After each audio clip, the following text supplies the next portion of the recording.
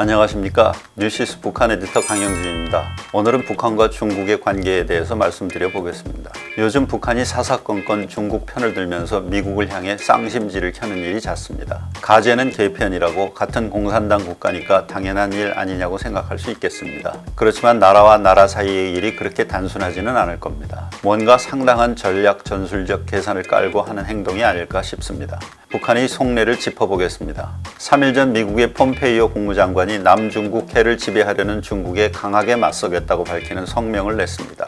그러자 하루 뒤 중국 외교부가 폼페이오의 주장을 반박하고 나섰지요. 여기까지는 분쟁의 당사자들 사이에서 벌어진 일이니 특별하다고 할 수 없습니다. 그런데 난데없이 북한이 불쑥 끼어들어 중국보다 더 심하게 폼페이오를 비난했습니다. 외무성의 공식 담화로 남의 일에 때없이 끼어들어 소음 공해를 일으키지 말아야 한다고 폼페이오를 공격한 겁니다. 중국이 폼페이오의 주장을 조목조목 반박한 것과 비교해보면 북한의 반응이 훨씬 더 감정적입니다.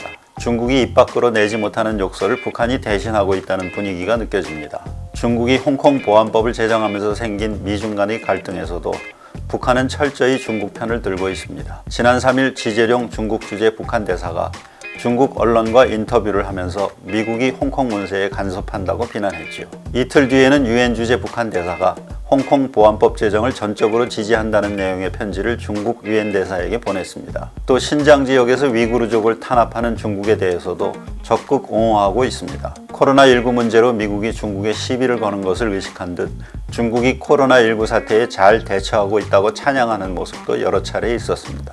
이처럼 북한은 미국이 중국을 비판할 때마다 앞장서서 방패막이를 하고 있습니다. 중국으로선 입안의 혀처럼 행동하는 북한이 정말 예쁘지 않을 수 없을 겁니다. 그런데 말입니다.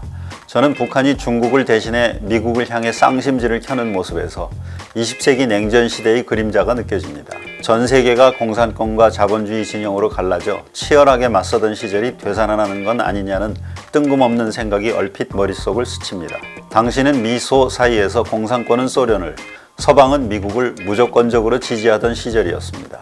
하나부터 열까지 진영 논리가 모든 것을 압도하던 시절이었죠. 북한이 중국을 한사코 옹호하는 오늘의 모습은 바로 20세기 냉전 시대의 진영 논리를 빼다 박은 모습입니다. 역사적으로 보면 북한과 중국의 관계는 결코 순탄치만은 않았습니다. 한국전쟁에서 자기 아들이 전사하는 걸 감수하면서 북한을 구해준 마오쩌둥이지만 김일성은 마오쩌둥이 자기에게 이래라 저래라 하는 걸 용납하지 않았습니다. 마오쩌둥이 김일성을 배신자로 부르기도 했지요. 60년대에는 중국과 소련이 공산권 진영 주도권 다툼을 벌이자 북한은 중국 편에 섰습니다. 그러면서 소련이 중단한 경제 지원을 중국에서 받아냈습니다. 70년대 초에는 마오쩌둥이 김일성의 대남 무력 통일 노선을 비판하면서 잠시 소원해지기도 했습니다. 여기까지는 어찌 보면 찻잔 속의 태풍식으로 티격태격하는 모습이었습니다. 그러나 1992년 한국이 중국과 수교하자 북한은 큰 충격에 빠졌습니다. 2년 전 공산 진영의 맹주이던 소련이 무너진 뒤 한국과 수교한 것도 충격이었습니다만 한중 수교는 북한이 지도상에서 없어질 수도 있겠다는 생각을 갖게 만들 정도였다고 합니다. 북한이 핵무기를 갖기로 마음먹은 결정적인 계기가 바로 한중 수교라는 시각도 있습니다. 이후 중국과 북한은 서먹서먹한 관계를 최근까지 이어갔습니다. 2015년 중국의 천안문 열병식에 박근혜 대통령이 귀빈 대접을 받은 데 비해 북한은 한 구석에 쭈그리고 있는 찬밥 핀새였습니다. 특히 2017년에 양국 관계는 험악한 지경까지 치닫기도 했습니다. 김정은이 2012년 집권하면서 핵 개발에 전력 투구했고 이것이 한반도의 긴장을 불러일으키자 중국이 유엔 제재에 동참합니다. 그러자 북한은 중국을 향해 험한 말을 쏟아내며 섭섭해하는 감정을 있는 대로 드러냈습니다.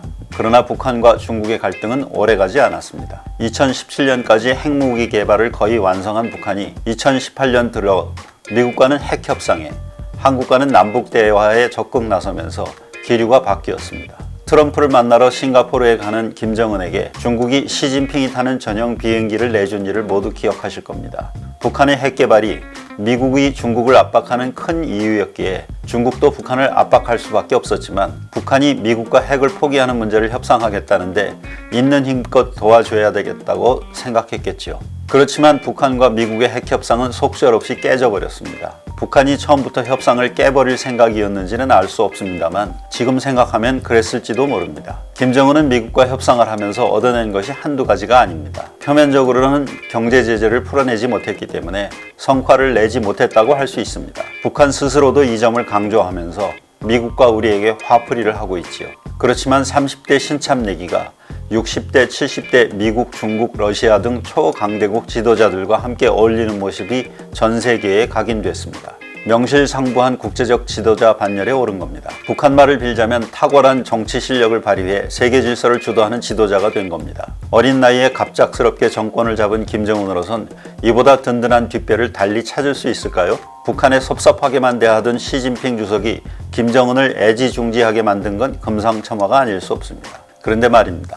김정은은 아직도 불안한 모양입니다. 한 달 전 개성공단 연락사무소를 폭파한 건 북한이 우리와는 더 이상 잘 지낼 생각이 없다는 걸 있는 대로 보여주려는 패악질이 아니었을까 싶습니다. 아무래도 우리와 잘 지내다 보면 북한 주민들이 풍요롭게 사는 남녘 동포들을 부러워하게 되겠지요. 젊은 새 지도자가 나타나서 세계 질서를 주도하는 탁월한 정치 실력을 발휘한다는데 우린 새끼 밥도 먹지 못한다는 생각이 스멀스멀 생각만 해도 뒷목 솜털이 고추서는 일은 아닐까요? 코로나19 사태로 국경을 철저히 봉쇄하고 남북관계도 철저히 차단하면서 긴장감을 한껏 고조시키는 것도 불만이 커지는 걸 억누르는 효과가 있지 않을까요? 이런 와중에 미국이 중국을 마구잡이로 공격하고 나선 겁니다. 김정은으로선 마침 잘된 일일지 모릅니다. 적어도 중국이 미국이나 한국과 잘 지내라고 압박하는 일은 당분간 없을 테니 말입니다. 이번 기회에 중국과 미국이 아예 갈라서서 옛날의 냉전 구도가 되살아난다면 북한은 한결 편해질 겁니다. 중국이 북한 뒷배를 철저히 봐줄 테니까 말입니다. 지금 분위기로 봐선 냉전 구도가 되살아나는 게 환상만은 아닐 수도 있습니다. 북한이 중국을 대신해 미국을 비판하고 나서는 건 그런 계산이 깔려있는 듯 합니다. 중국과 미국 사이에 냉전 구도가 형성된다면 북한과 김정은 체제의 생존에 큰 도움이 될 것이란 계산 말입니다. 김정은은 이런 상태가 한 20년 이어진다면 자신의 권력이 절대 무너지지 않을 반석 위에 뿌리 내릴 수 있을 것으로 생각할지 모릅니다. 창 너머 북한 많은 관심 부탁드립니다. 감사합니다.